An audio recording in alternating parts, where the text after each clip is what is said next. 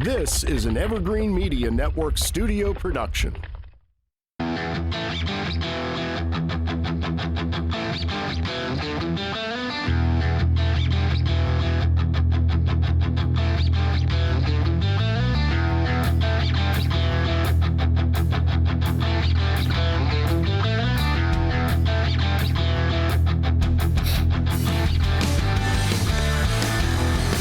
Welcome to Classic Car Radio. I'm Keith McDonald. I'm here with Mike Carano, hey, Steve Charbonneau, and a special guest filling in for Todd, Joe Scazzari. How you doing, Joe? Hey, what's up, Keith? Good to have you back again. Thank you.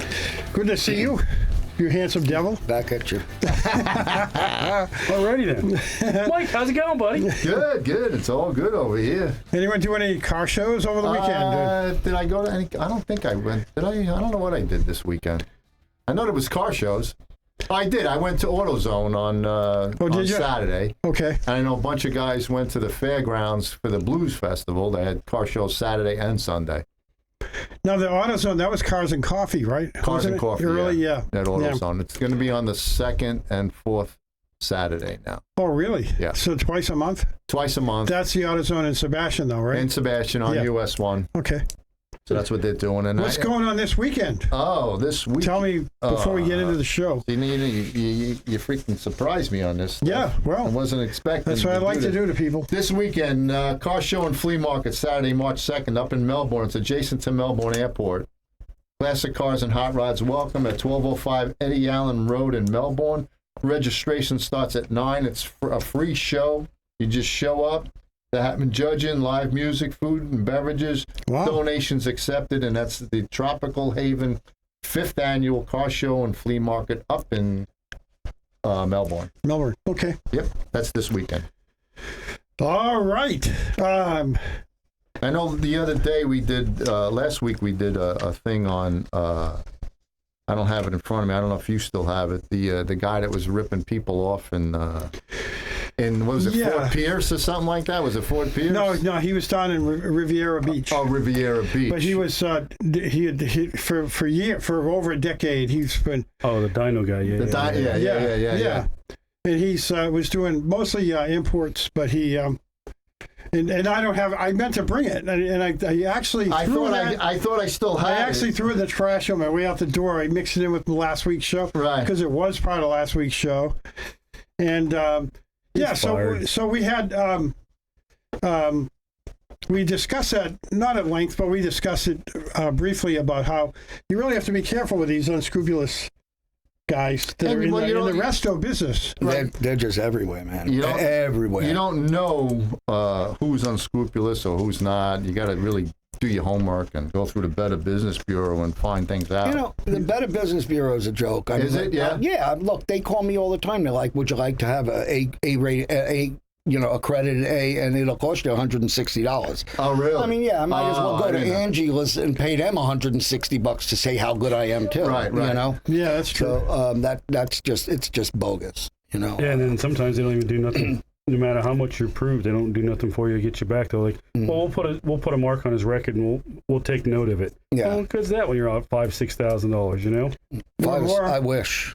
More, right? I'm down on that Camaro 80,000. Compliments of 2 unscrupulous people. The one I could deal with a little bit because he actually gave me money back. Right. And it wasn't enough money, but he gave me money back. Yeah. The other one, I mean, he just, and that is Dolphin Automotive. I'm going to say it out loud because we went to court, and it's a matter of public record. You are welcome to go pull the records. The guy's still swearing that he won the case, and he lost the case.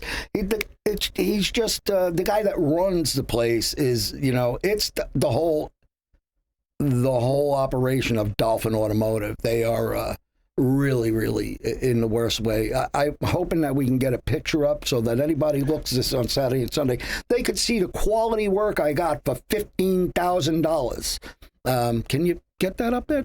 So that people see. There's my rocker panel. Look at the rust. Look at the rust. Look at the bubbles that are all up in that rocker panel. That's a freshly painted car by a quality guy that I had to sue to get my money back. All right, and I still didn't get my money back, and that's how it goes at this point. Yeah, I found that other story. The longtime Florida tune has allegedly been scamming customers for decades. Mm-hmm.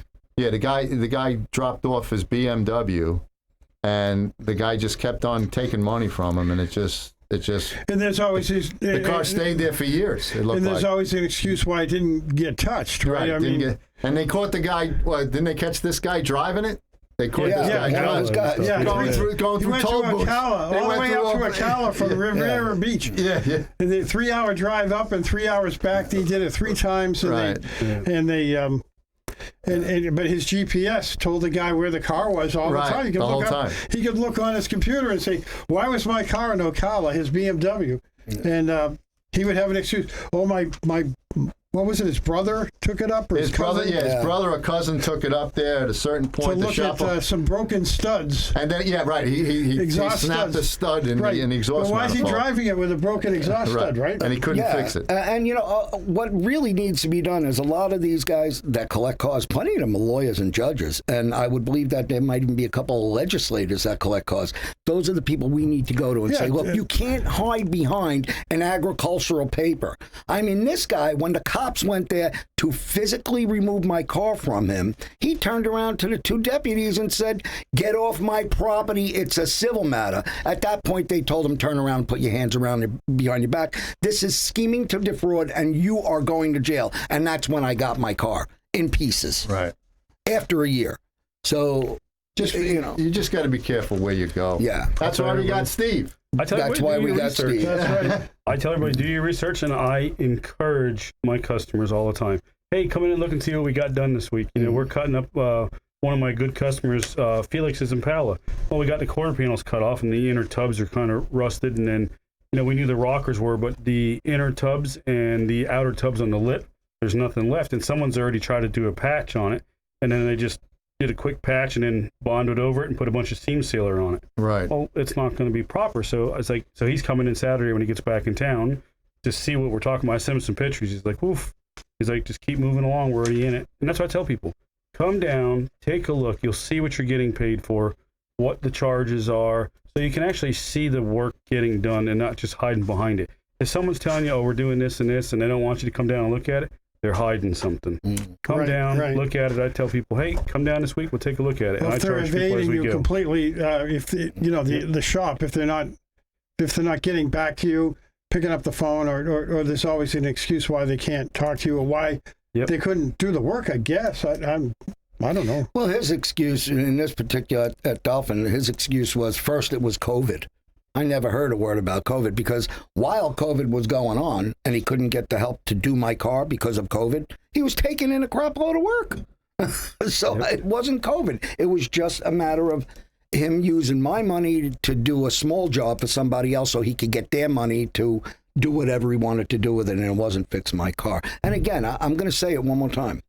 If there are people out there that have been ripped off and are not happy with their collector cars and the work that's got to be done, listen, get hold of the guys here at the radio station. We can all send a letter to the legislators and change these laws, because it's the law that says it's a civil matter. When reality, if you do it more than twice, it's no longer a civil matter. It's scheming to defraud. And a lot of these guys are doing it, and they're getting away with it because the legislators don't know it's happening. Right. And we have a good legislator in Melbourne, and Bill Posey. Yes, we do. Well, that's federal, though. That's federal. He is a car guy, but he is a car guy. But that's he's got something pull. he'd have to. Oh yeah, he's got pull. Yeah. So it does. It happens. I've had customers bring our cars in, and it's like, you paid what? And they were supposed to do what? Yeah. Yeah, it happens all over the country. It's just you got to be careful where you bring your car. Right. It happens. Regular general contractors, plumbers, electricians, happens all over. And you can't be careful enough. Look, both of the guys, I was recommended to one of them that got me. He didn't get me for too much, but I was recommended to him, and I tried him, and I got kind of screwed. This guy, to be honest, my biggest mistake was not going with what people told me. Right. Like I said, I'm a roofer. I did his roof. He paid me. Everything went sweet and went well. And he said, come on, Joe, when are you going to let me do one of yours? And I said, to be honest, I heard bad things. He said, I promise you, I'll take care of you. Well, you know how that goes. That's what happens. So, all right, Keith, what else you got going? Well, we got some news we could do. Go ahead. I did a little research and did some news for us. All right, go ahead. the first thing, remember the 5.3 Vortex from 96 through 2000, the Vortex truck? Yeah, engines, they lasted pretty good, those engines. Yeah, well, on Hemmings, they did some research. The Vortex heads can unleash the power of a small block Chevrolet for less money. I mean, you could get those heads anywhere. Those 5.3s you can find a dead 5.3 in any junkyard now. Yeah, and those engines last forever. And from 96 to 2000. Hey, look at this. Joey's got one for sale. And it's only got 30,000 miles. It's coming out of my K5 Blazer, and it's all documented. I could show you the receipts for it and everything else. Really? Okay. There you go. But these Vortex are the best flowing head that General Motors ever produced for that original small block V8. So what they're saying is, if you really want to save some money but get some power, you can instead of dropping a few grand, you can just pick up some of these heads, these Vortec heads, and you can really give yourself a sweet little power boost. So back in the late 90s, Chevrolet upgraded its production iron small block head with the advent of the 5.7, I'm sorry, it's 5.7 7-liter Vortec, yeah. They were reportedly reproduced from the design of the late 90s Gen 2 small block LT4, which was aluminum. And the result was a great flowing cylinder head that can be used to upgrade a mild small block into a more muscular engine, and it can be done at a modest investment. Oh, boy. I mean, you can find them. You can find them at junkyards anywhere, right? I would assume. Yeah. Oh, yeah. Mine's a crate. It's a 350 HO high output motor. Okay. And you have to, Steve, you're going to have to watch out for Jada. She's got that Vortec and that Tahoe.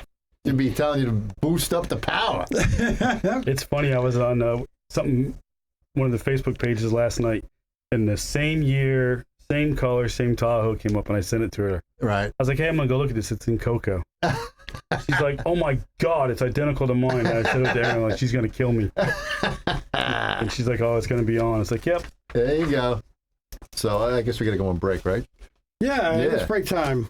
All right, so. Time be flying. So, okay, we're going to take a quick break. When we come back, we will do some more news. We got some other stuff. We'll continue talking to Joe about his unfortunate encounters. Anyway, we'll be back. He's done. We'll be back. You're all done? Okay, we'll be back after these messages.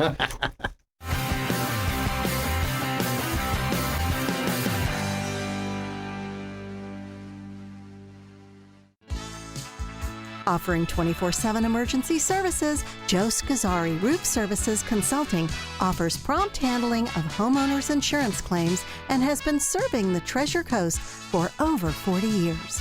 Scazzari's roofing experts can fabricate and install standing seam metal roofs on site, saving you thousands of dollars. And for those do-it-yourselfers, they can cut and fabricate your metal roof and deliver it right to your home or job site. Got a flat roof? Scazzari Roofing and Consulting specializes in all commercial and residential flat roofing systems. State certified and licensed, Scazzari Roofing and Consulting is family-owned and operated. Check out their website at roofservicesconsulting.com or give them a call at 772-388-7453 or toll free at 888-675-8106. Scazzari Roofing and Consulting Contractors. Heaven's Best Carpet Cleaning has been serving Indian River and Brevard County since 1993. Do you have carpet stains that keep coming back? Do you have tile and grout that looks dark and nothing seems to brighten them up?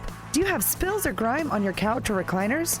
Well, Heaven's Best can solve all of these problems at a very reasonable price. We guarantee our pet-safe solution will dry in just 1 hour, so you don't have to wait before you can start walking on your carpet again. They also clean Oriental and area rugs. Just call Keith at 772-643-6999 and schedule your cleaning today.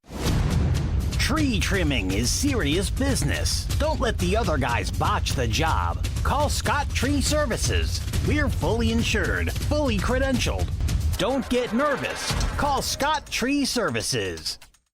Hello, this is Carol Jean Jordan, your tax collector here in Indian River County. All of our offices are scheduling appointments for in-office services, but you can get that little yellow sticker quicker by using our Express Lane. It's fast, convenient, and free when you pay with an e-check. Renew your registration on our website and select Pick Up at the Tax Collector's Office. Order before 3 p.m. and you can pick up your little yellow sticker on the same day. Order at irctax.com. That's irctax.com. Uh-oh.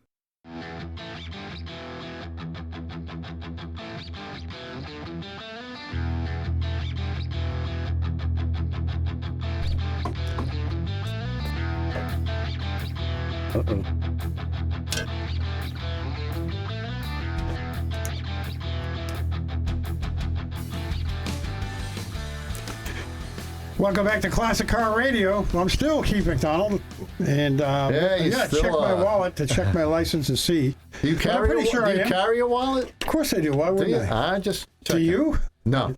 Really? When you get up to an age, What do you do with your cash? Stuff My in your cash, sock? well, like most Italians, You keep it rolling. that I knew, with a rubber band a around rubber band or a paper clip or something like that. A lot of times it's the money clip. you know. I got to be careful. I'm surrounded by Italians. You know the thing that holds the broccoli together, the little rubber band. Yeah. That's what you use. That's so New York. I got the money. That's so New York. The real silver money clip that's real heavy. Yeah. I use the fat one off a lobster claw. There you go. There you go. Yeah. See? We don't need a George Costanza wallet to freaking walk around. No, mine's thin. I can't stand a fat wallet. All right. Well, You're gonna you know what I mean? Hey, Mikey, open the trunk. Keith, you gonna get in there peacefully or what?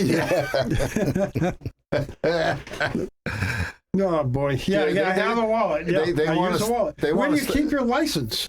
In the same thing. It's all in the same. It's in the roll. It's in there, right there. Oh, for God's sake, man. the big money clip. It's not even a money clip. It's a paper clip. Yeah. It's a big paper clip. That's all. Changing your name to Guido for now on. Listen, a friend of mine, Guido Carano. I interviewed a guy years ago, a mob guy, and he says if you give a man a fish, he eats for a day. If you teach a man a fish, he eats for a lifetime. If you bury him with the fishes, he ain't your problem no more. That's right. Just remember that. Yeah, okay. And you should know. You need to write a book. Oh yeah, they keep asking me, but it ain't happening. I'm already in books and TV and shows and all. I'll write it for you. All right, you got it. Yeah, but if you write it, you get the dough. Yeah, right. I'm not a big writer. Hire a ghostwriter. Yeah, that's why I'll hire Keith. Be my ghostwriter. 3 of them, for God's sakes. Have I done a book? Have I ever done a book? Jesse, do you today have a book? There we go. No, I owned a publishing company. That's right. I wrote 2 books. Did you wrote 2 books. That's right. One was called Biker Lingo for Posers, Wannabes, and Dummies, and the other one was Biker Chick Etiquette. Wow, okay. I made a lot of money off them. One was 5 pages. Right. And all it was the lingo of bikers. You know, what's dilgaff mean and things like that. Right. And then the other one was Biker Chick Etiquette, which was 35 pages. The biker lingo cost me 5 cents to make. I bought 50,000 and I sold out in a weekend at Daytona Bike Week. Right. I went to the Topless Bar and I hired 3 girls to wear tie-up shirts, and on the back of them it said, "Ask me what I'll give you for $1." Right.